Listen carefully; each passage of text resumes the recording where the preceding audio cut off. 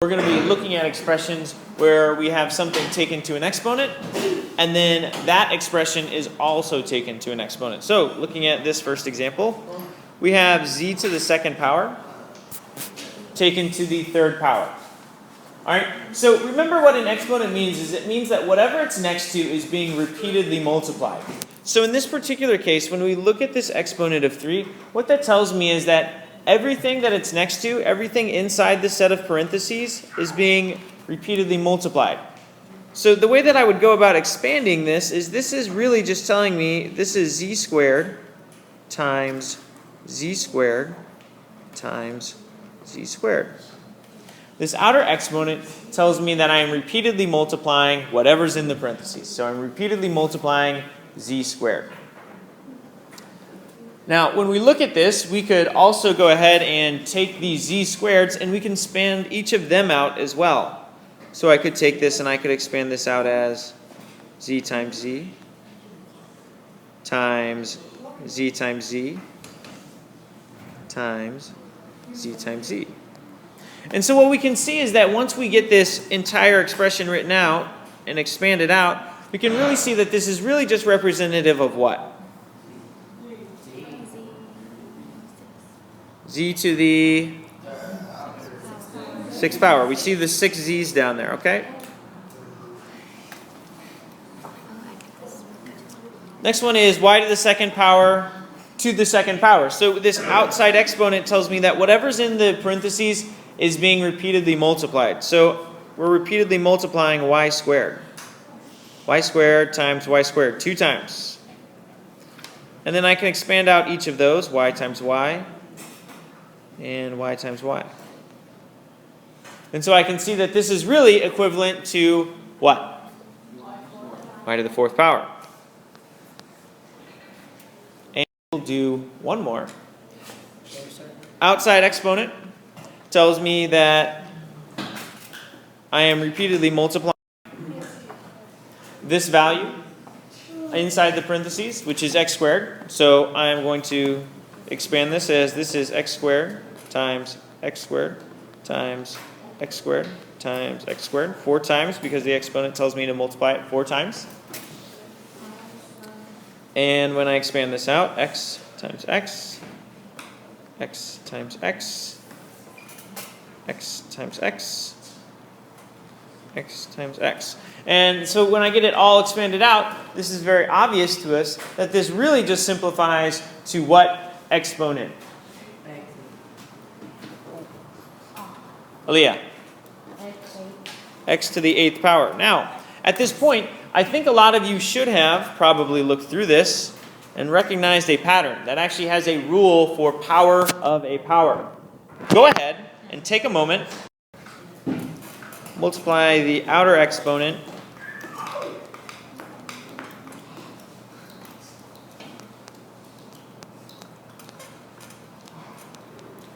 to the inner exponent.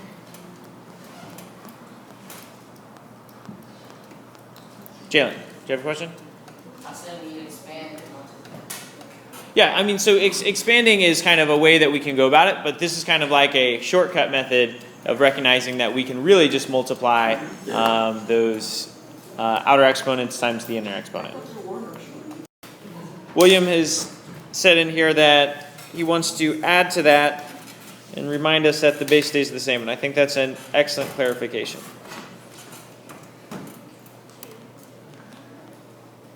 Because had that been like 3 to the 2nd power to the 4th power, it still would have been 3 to the 8th power. We would not have squared the 3 or anything like that.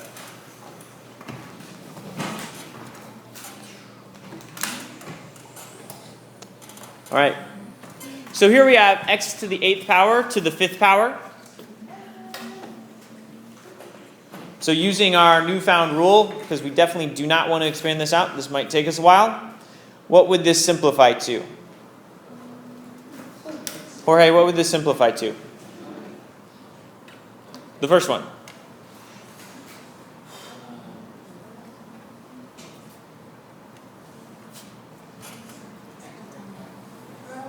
Yeah, x to the 40. So we have our we're basically distributing this in, gives us x to the 40th power. Yes. Over here we have x to the negative 2 taken to the 7th power. Henry, what is going to be our answer for this one? X to the negative 14, which we know is not a simplified answer. Axel, what do I need to do? Yep. Put it over the fraction bar. Because that negative exponent means we're going to work with the reciprocal. All right. That's the very basic power of a power. Now let's look at some of these that are a little bit more complicated. So now what we can see here in this problem is that there's a little bit more that I have going on here. All right, so now I've got this outer exponent, but it still means the same thing. It's this outer exponent. Everything inside the parentheses is being repeatedly multiplied. So this tells me that I have x squared over y to the third multiplied by itself 2 times. Well, this is really just top times top, bottom times bottom, so I'm actually going to complete an entire fraction bar here. It's really just x squared times x squared. And if I expand that out, x squared is x times x. The other x squared is x times x. And the y to the third's power, y times y times y times y times y times y. And so I see what I end up with is x to the 4th power on top and y to the 6th power on the bottom. Some of you are already probably gathering where we're going with this. Looking at this, now I have an exponent of 3 on the outside. That means I'm repeatedly multiplying what's inside the parentheses 3 times. So that's g squared over h to the 4th 3 times.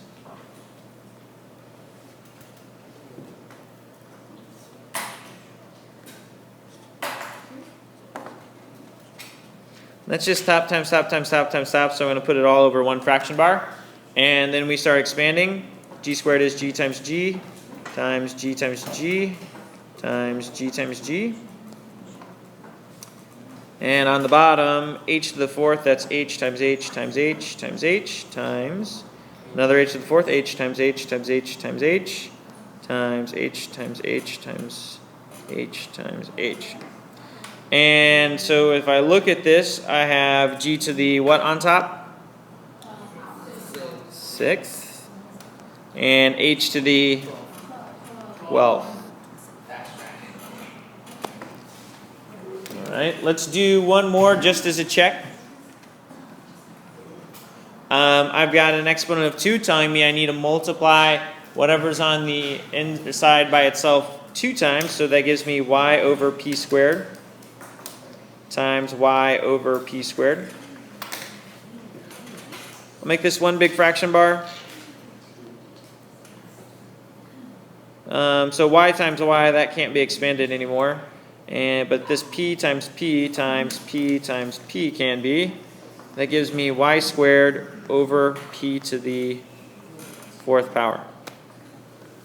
All right, as I'm sure that most of you have noticed, you have found a rule. Somebody with a raised hand, tell me the rule. Is it here? You have to write the fraction to how many times the outer exponent says. Yeah, so what we can see here is that on an expansion method, if we're using the expansion method, that we're going to be rewriting the whatever's inside the parentheses as many times as the exponent tells us to. That's kind of our definition of what that outer exponent is telling us. But there's also a quick way to do this without doing the expansion. Melissa, what do you see? Multiply the outer exponent by the 2 exponents.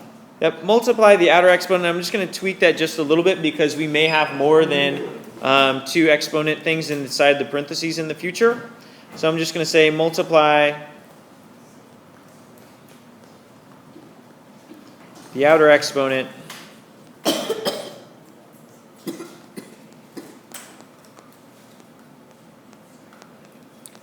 to, and then I'm going to put this in all caps and underline it, all exponents inside. Now I want to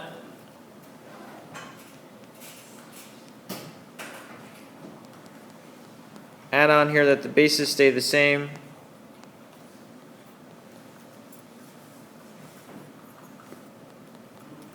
But I really want to go back to that last example and talk about this a little bit really quickly. Now, coming back to this last example, we had a y over here that didn't have an exponent on it. What is that? What exponent is really there?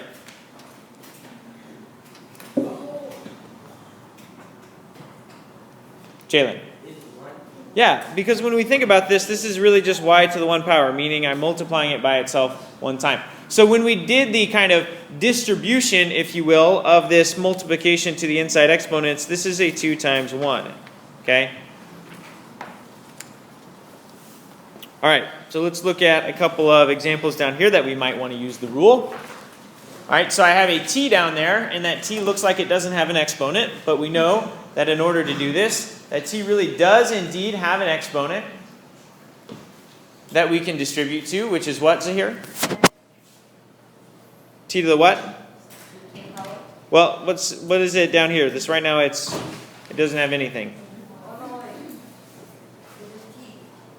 Yeah, but we can put an exponent on that because we need to distribute to everything. Yeah, it's got a 1 on it. So now when we go ahead and use our rule here, we're just going to show that we're going to be distributing in this exponent to all of the other exponents.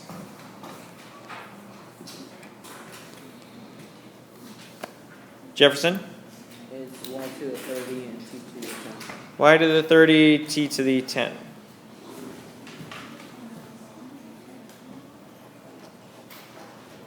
Omar. Oh, Omar's ready to do the next one, so we're going to do the same thing. Omar, what'd you get? The t to the 9th and 5 to the 15th. T to the 9th and 5 to the 15th power. And so I think, not 12. 3 times 5, not 3 times 4.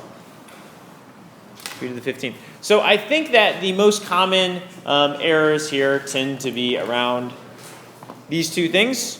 One, not recognizing that this is a exponent that we need to distribute to, that t to the 1st power over here. And then over here, making sure that the base stays the same. So a lot of us get really excited and we feel like we need to take the 5 to the 3rd power as well.